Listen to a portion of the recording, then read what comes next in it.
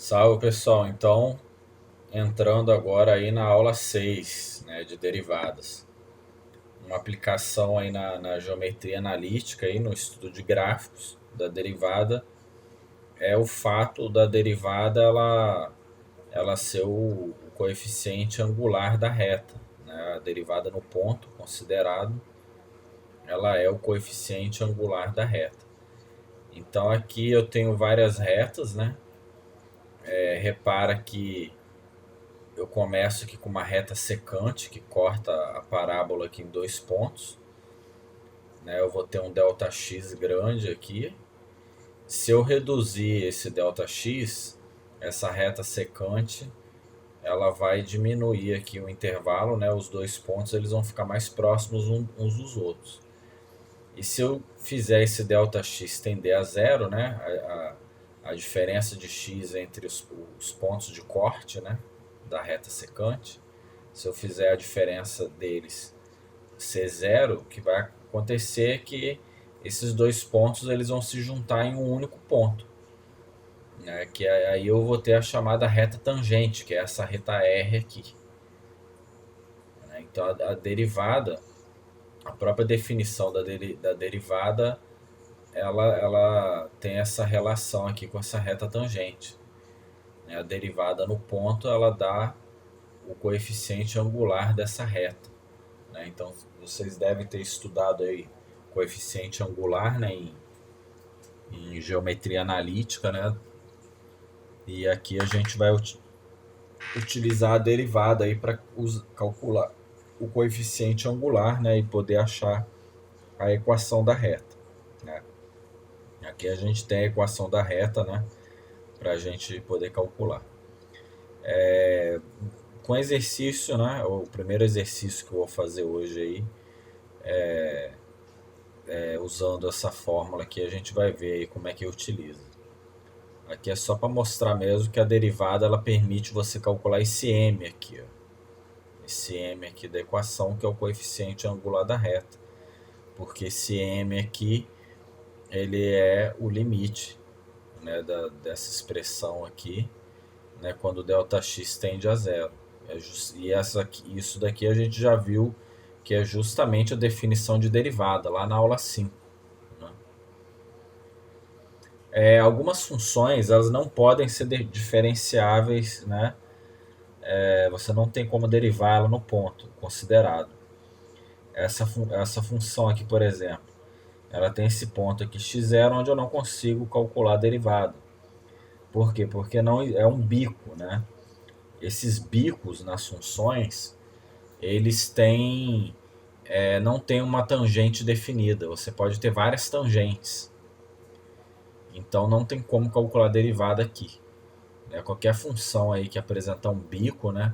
É muito comum essas funções com bico, aquelas funções módulo, né? Que tem módulo. Vocês fizeram lá no Wolfram o gráfico da função módulo, você viu que ficava um tipo de um triângulo, né? E aquela ponta do triângulo ali não tem como calcular a derivada ali, porque ali tem infinitas tangentes e a derivada não é definida. Outra situação onde a derivada não é definida é nesses buracos aí que uma função ela pode ter, né? Quando a função ela é por partes, né? Então ela apresenta esses buracos aqui.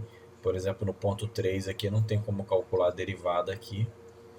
E aqui nessa outra, no ponto 2, eu não tenho como calcular a derivada. Né? Para calcular a derivada, a função ela tem que ser contínua, né? E os limites laterais eles têm que ser iguais. Aqui você vê que não, né? Aqui você vê o limite dessa função quando x tende a 2 pela esquerda é 1. Tá vendo? Se eu vier pela esquerda aqui, até chegar no 2, o meu resultado é 1. Já o limite pela direita, eu vou vir da direita para a esquerda, eu estou indo lá para o 2. Aí vai descendo, cheguei no 2. Aí eu vi que o limite pela direita é 3. Então o limite da função quando x tende a 2 ele é diferente. Quando pela esquerda, que dá 1, e pela direita, que dá 3.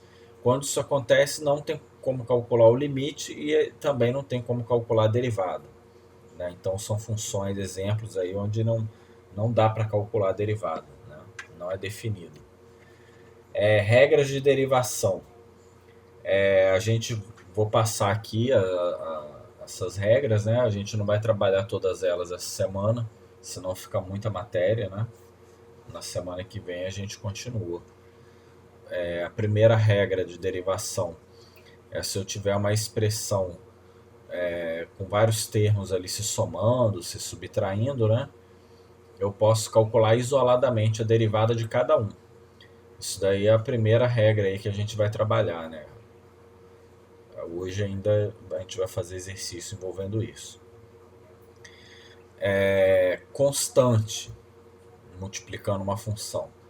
Eu posso tirar a constante da derivada, né?